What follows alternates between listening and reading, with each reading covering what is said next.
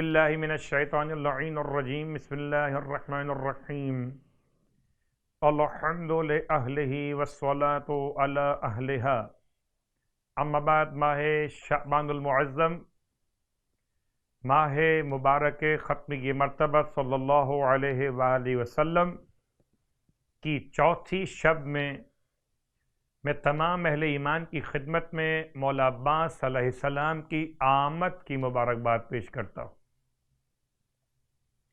کیا بہترین شب دن مکمل ہوا نام حسین علیہ السلام سے، شب کا آغاز ہوا مولا عباس علیہ السلام سے۔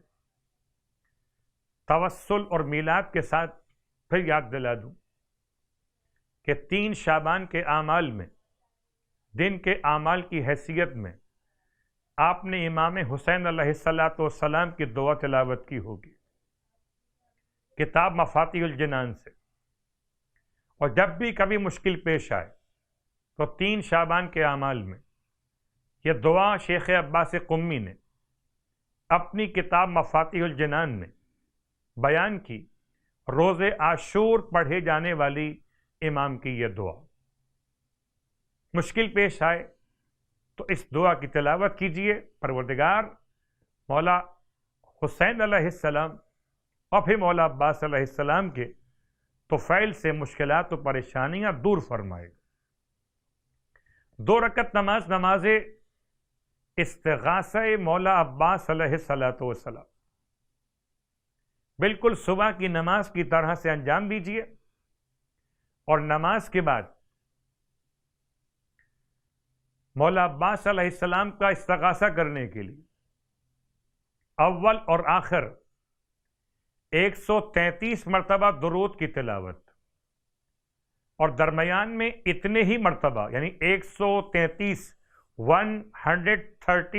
ٹائمز یا کاشف الکرب عن وجہ الحسین علیہ السلام اکشف کربی بحق اخیک الحسین علیہ السلام۔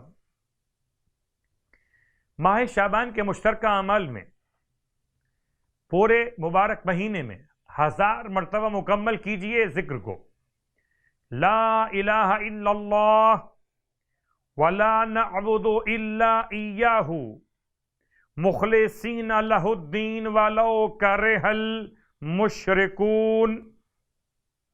اس کے ساتھ آج کی شب کی برکتوں کو لیے ہوئے کل کے دن کے روزے کا ثواب پہلے، پھر آج کی رات کی نماز کا ثواب۔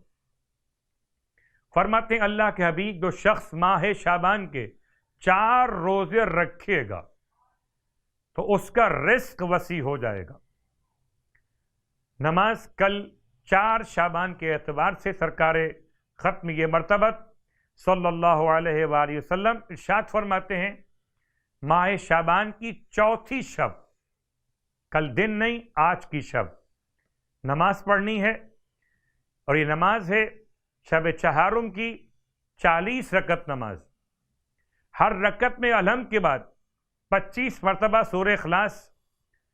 فرماتے ہیں اللہ کے حبیب، ہر ایک رکعت کے بدلے 1 ملین سال، 10 لاکھ سال لکھے جاتے ہیں عبادتوں کے۔ جتنے سورے آپ نے پڑھے ہر ایک سورے کے برابر 1 ملین شہر خدا بناتا،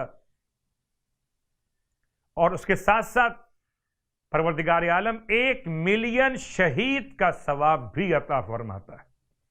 تو میں اس کو کہہ سکتا ہوں، یہ نماز انسان کو بناتی ہے ملینر۔